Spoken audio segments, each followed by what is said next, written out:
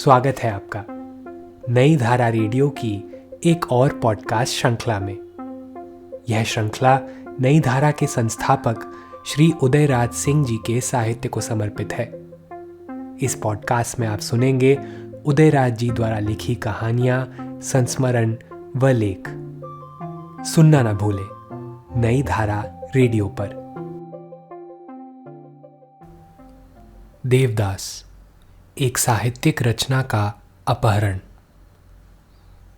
देवदास सुप्रसिद्ध बंगला लेखक शरद चंद्र चट्टोपाध्याय का लिखा चर्चित उपन्यास है, जिसके इधर दुकानों से फिर हाथों हाथ बिकने की खबर है। एक बार फिर यह उपन्यास इस देश के सिने प्रेमियों के बीच चर्चा के केंद्र में है।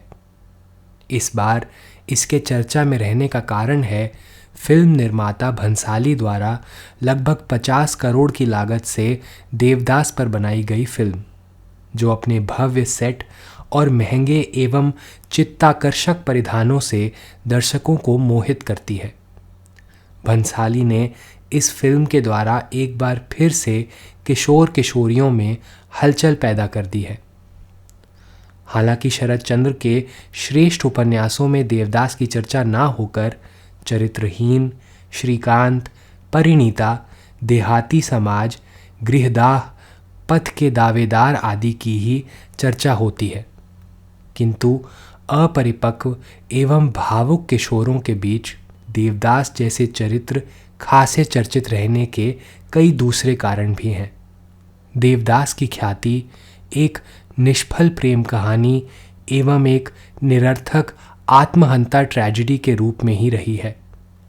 फिर भी प्रेम के जिस उद्दाम आवेग से देवदास और पारो एक दूसरे के प्रति समर्पण भाव रखते हैं, वह किशोरों को आकर्षित करता है।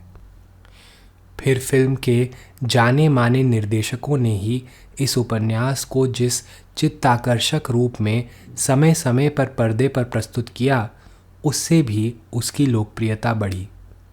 वास्तव में जीवन संघर्ष से मुंह मोड़कर मन कल्पित दुनिया या फिर शराब की शरण में मन की दमित इच्छाओं को पूरी होते देखना कम उम्र के युवकों को लुभावना लगता रहा है। और फिर इस पलायनवाद का एक अलग ही आकर्षण है। हमारे पाठकों को याद होगा कि आज से 125 साल पहले इंग्लैंड सहित पूरे यूरोप में भी पलायनवाद के प्रति ऐसा ही आकर्षण उत्पन्न हुआ था, जब वहाँ सैकड़ों वर्ष पुराने उमर खयाम की रुबाइयों का प्रभाव छा सा गया था। उन रुबाइयों का मूल संदेश कुछ इस प्रकार होता था। बकौल एक रुबाई, ah my beloved, fill the cup that clears, today of tomorrow's regrets and future fears, tomorrow, why tomorrow I may be myself with yesterday's 7,000 years। रुबाइयों के इस मैसेज ने हिंदी कविता को ज़माने तक प्रभावित किया। हिंदी में भी प्रेम के इस मोहक पलायन को लेकर अनेक उपन्यास लिखे गए। मसलन 3 वर्ष, गुनाहों का देवता आदि उपन्यासों ने लंबे समय तक यहाँ के युवकों को लुभाया। खैर, जो हो, देवदास एक बार फिर भंसाली द्वारा भव्य सिने प्रस्तुति के साथ चर्चा के केंद्र में आ गया है कि आखिर किस हद तक निर्माता निर्देशकों को साहित्यिक कृतियों के साथ खिलवाड़ करने की छूट दी जा सकती है। भंसाली ने जिस तड़क भड़क के साथ देवदास को प्रस्तुत किया है, सुनते हैं कि उसमें उसकी साहित्यिक आत्मा छटपटा रही है। बहुत साल गुजर गए जब सहगल के साथ यमुना और बरुआ द्वारा अभिनीत की हुई इस उपन्यास पर आधारित फिल्म आई थी। जब वह फिल्म बनी थी तो मुझे खूब याद है कि पूरे देश में उस फिल्म की धूम मच गई थी। सहगल का कंठ और उसके गाने का अंदाज अब कहाँ मिलेगा। उसकी आवाज़ के दर्द ने उस फिल्म के असफल प्रेम के दर्द को दर्शकों में उड़ेल कर जैसे उसे दीवाना ही बना दिया था। अब ना पारो मिलेगी, ना ही चक्रवर्ती मोसाए।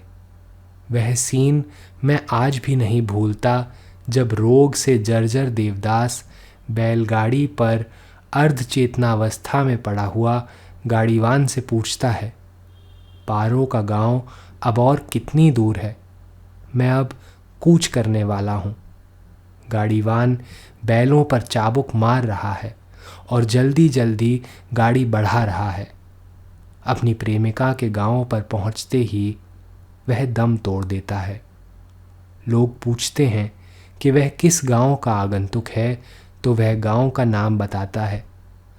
पारो को जब पता लगता है कि वह उसी के गांव का है तो उससे मिलने के लिए बदहवास भागती है, मगर उसका पतिदेव तत्क्षण घर का दरवाज़ा बंद कर देता है और वह किवाड़ से टकराकर गिर पड़ती है।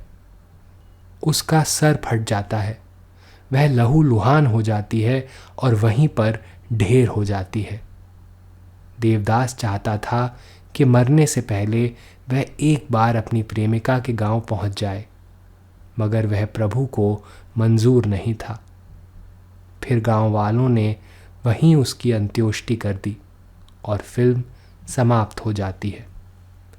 अब तो उस प्रेम कहानी को उसी शिद्दत से फिल्माने वाले न सहगल मिलेंगे और ना ही यमुना या बरुआही।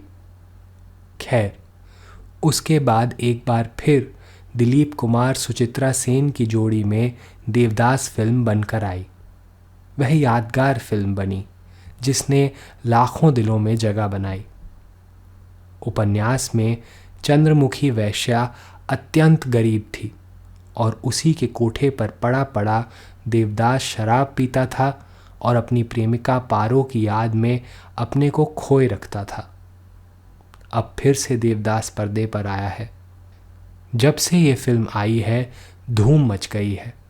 देवदास की भूमिका में अब शाहरुख खान, पारो बनी है ऐश्वर्या राय और चंद्रमुखी के रूप में पर्दे पर दिखती हैं माधुरी दीक्षित। इस बार फिल्म की धूम अभिनय को लेकर नहीं, बल्कि भव्य सेट एवं महंगे वस्त्राभूषणों को लेकर है। यह फिल्म लगभग 50 करोड़ की लागत में बनी है, जबकि पुरानी फिल्में कुछ लाखों में ही बनी होंगी। मगर जिन लोगों ने पुरानी फिल्में देवदास देखी होगी, उस पर नई फिल्म का रंग नहीं चढ़ सकता। पुराने देवदास में गरीब बंगाल की संस्कृति का जो चित्रण था, वह इसमें सिरे से गायब है। यह नई फिल्म मुंबई के बैकग्राउंड में बनी है। सुना है इसमें चंद्रमुखी वैश्या के महल का सेट तैयार करने में ही निर्माता ने 50 लाख खर्च कर दिए। अब यह यथार्थ से कितना दूर चला गया समझा जा सकता है। चंद्रमुखी गरीब वैश्या थी और उसका पूरा जीवन गरीबी में ही बीता। इस तरह साहित्यकार अपनी कृतियों में किसी कहानी को माध्यम बनाकर देश काल की यथार्थ स्थितियों एवं संस्कृति को जिस रूप में पाठकों को परोसना चाहता है, अब आप सोचिए कि उस चीज़ के साथ इस फिल्म में कितना खिलवाड़ किया गया है। ऐसी फिल्में अपना व्यवसाय करने के लिए साहित्यिक कृतियों के साथ कितना भोंडा मजाक करती हैं। मूल रचनाओं के सर्वस्व को चौपट करने का अधिकार किसी निर्माता निर्देशक को नहीं हो सकता। पिछले दिनों सरदार भगत सिंह पर अनेक फिल्में बनी और सुना सबने अच्छा व्यवसाय भी किया, लेकिन क्या उन फिल्मों में भगत सिंह का वास्तविक चित्रण अपने मूल रूप में उभर पाया? पूरे देश में इस बात को लेकर भी काफ़ी हंगामा हुआ। इस देश के निर्माता निर्देशक किसी साहित्यिक कृति, किसी पौराणिक ऐतिहासिक चरित्र के मूल रूप से कब तक धन कमाने के नाम पर खिलवाड़ करते रहेंगे? क्या भूमंडलीकरण तथा विश्व बाजार के बढ़ते प्रभाव ने इन निर्माता निर्देशकों को इतना धन पिपासु बना दिया है कि उसके लिए वे इस देश की सांस्कृतिक अस्मिता या ऐतिहासिक परंपरा को विकृत कर परोसने लगें और पूरा का पूरा भारतीय समाज निस्पंद बना रहे? हम नहीं जानते कि आज शरत चंद्र या सरदार भगत सिंह होते तो उन्हें ऐसे तमाशे पर कितना दुख होता। किंतु यदि हमारे पाठकों या दर्शकों को ऐसे कुत्सित कारनामों से ठेस पहुंचती हो तो उन्हें अपना विरोध प्रदर्शित करना चाहिए। मुझे इस नई देवदास फिल्म से बड़ी चोट पहुंची है।